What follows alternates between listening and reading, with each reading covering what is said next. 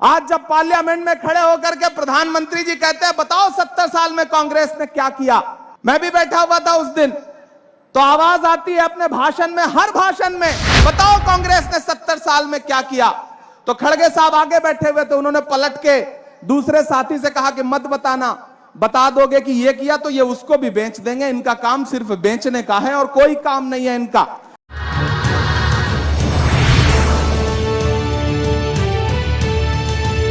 देश उन तमाम स्वतंत्रता आंदोलन में अपनी कुर्बानियां देने वाले बुजुर्गों की सच्ची आत्माओं की जो ख्वाहिशें थी उससे चलेगा। मैं आपके बीच में खड़ा हूं।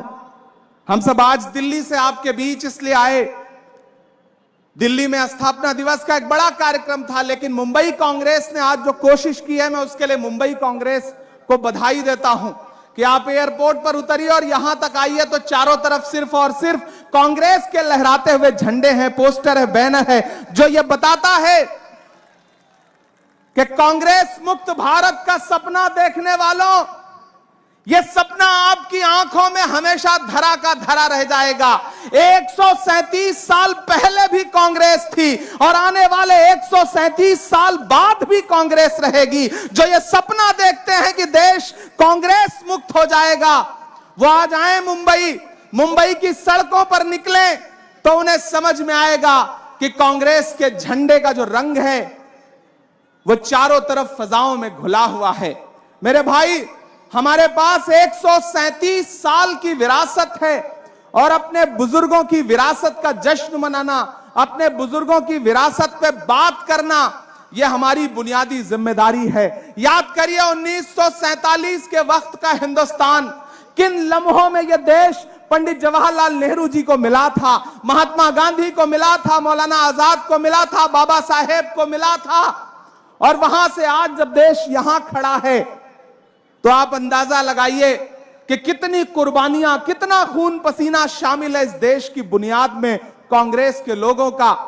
आज जब पार्लियामेंट में खड़े होकर के प्रधानमंत्री जी कहते हैं बताओ 70 साल में कांग्रेस ने क्या किया।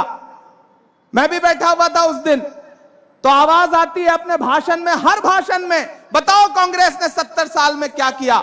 तो खड़गे साहब आगे बैठे हुए थे, उन्होंने पलट के दूसरे साथी से कहा कि मत बताना, बता दोगे कि ये किया तो ये उसको भी बेच देंगे, इनका काम सिर्फ बेचने का है और कोई काम नहीं है इनका। पिछले 70 साल में जो कुछ कांग्रेस ने किया है, पिछले 7 साल में, 7.5 साल में भारतीय जनता पार्टी ने सिर्फ और सिर्फ उन बुनियादी चीजों के बेचने के अलावा किया ही क्या है। कभी कैफी आजमी ने कहा था कि यह जमीन तब भी निगल लेने पर आमादा थी।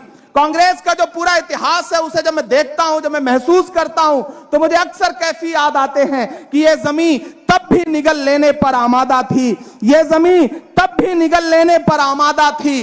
पांव जब टूटती शाखों से उतारे हमने, उन मकानों को खबर है न मकीनों को खबर, उन दिनों की जो खलाओं में गुजारे हमने। हाथ ढलते गए सांचे में तो थकते कैसे, हाथ ढलते गए सांचे में तो थकते कैसे, नक्श के बाद नए नक्श निखारे हमने कि ये दीवार बुलंद और बुलंद और बुलंद, बामोदर और जरा और संवारे हमने। आंधियां तोड़ लिया करती थी शम्मों की लवें, जड़ दिए इसलिए बिजली के सितारे हमने।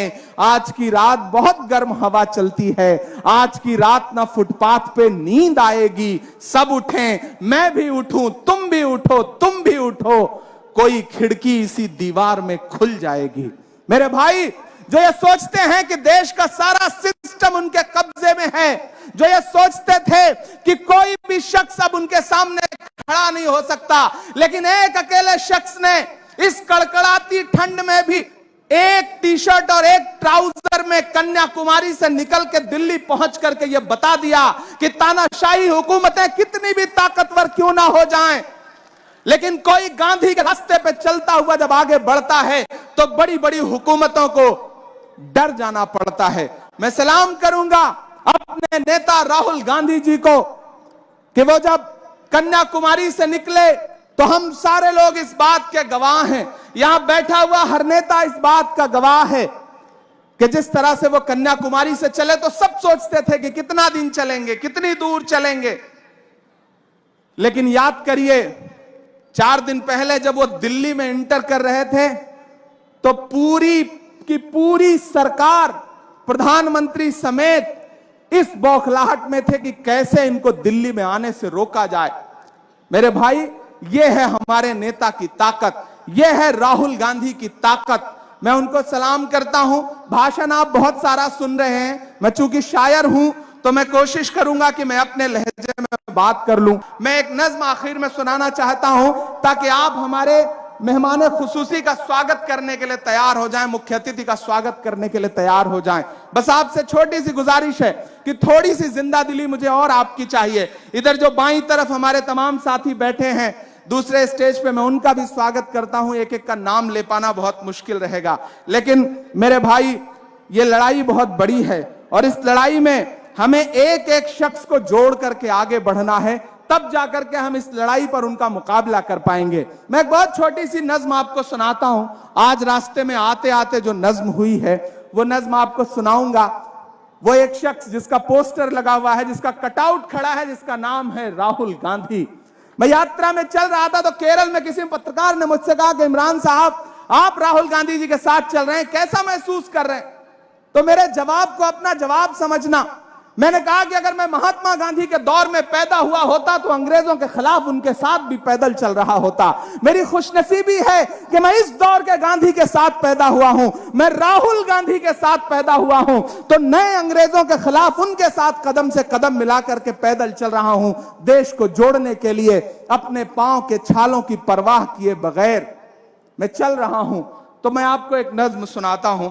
यहां नगमा जी बैठी हुई हैं, हमारे माइनॉरिटी डिपार्टमेंट के स्टेट चेयरमैन हाजी बब्बू साहब बैठे हैं, प्रभारी अहमद साहब बैठे हुए हैं। मैं सबको जोड़ करके एक नज्म आपको सुनाता हूं। कि हिंदू मुस्लिम सिख ईसाई सबका प्यारा राहुल भाई। मुझे लगना चाहिए कि मैं मुंबई में खड़ा हूं और आप उसी जिंदा दिली के साथ सुन भी रहे हैं, इधर से लेकर के वहां तक, पीछे तक। कि हिंदू मुस्लिम सिख ईसाई सबका प्यारा राहुल भाई, जो इंसानों को इंसानों से जोड़ रहा है पुल की तरह। जो समाज टूटा है, जो बंटा हुआ है, ये जो कोशिश है, ये जो नारा है कि नफरत छोड़ो भारत जोड़ो, उसे मैं नज्म में पिरोने की कोशिश करता हूं। कि हिंदू मुस्लिम सिख ईसाई सबका प्यारा राहुल भाई, इंसानों को जो इंसानों से जोड़ रहा है पुल की तरह, अपनी धुन में हंसता गाता, अपनी धुन में हंसता गाता, जो निकला है बुलबुल की तरह, जो निकला है बुलबुल की तरह। आने वाली सदियों में कोई अब होगा ना कोई राहुल की तरह, इंसानों को इंसानों से जो जोड़ रहा है पुल की तरह। आने वाली सदियों में कोई अब होगा नहीं राहुल की तरह। हिंदू मुस्लिम सिख ईसाई सबका प्यारा राहुल भाई। के नफरत के सभी तूफानों का रुख पीछे मोड़ते जाएंगे, हम भारत जोड़ने निकले हैं, हम भारत जोड़ते जाएंगे। नफरत के सभी तूफानों का रुख पीछे मोड़ते जाएंगे। पहला बंद पढ़ता हूं इस नज्म का। कि चाहे गोरे हैं या काले हैं, सीनों में दर्द संभाले हैं, पैरों में भले ही छाले हैं, पर हम नहीं रुकने वाले हैं। होठों पे सभी के एक नारा, होठों पे सभी के एक नारा, और सबके दिलों में एक लगन। आबाद रहे ये अपना वतन, जिंदाबाद रहे ये अपना वतन। हर एक कदम पर चाहत की एक दुनिया छोड़ते जाएंगे। हम भारत जोड़ने निकले हैं, हम भारत जोड़ते जाएंगे। नफरत के सभी तूफानों को। आखिर में अपनी नज्म को का आखिरी बंद आपको सुना करके अपना सफर खत्म करता हूं। हम भारत जोड़ने निकले हैं, हम भारत जोड़ते जाएंगे।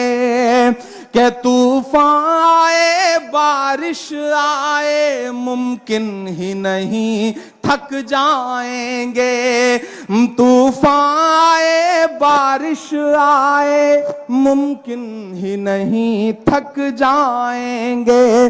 जुड़ने की जो आखिरी हद होगी हम लोग वहां तक जाएंगे।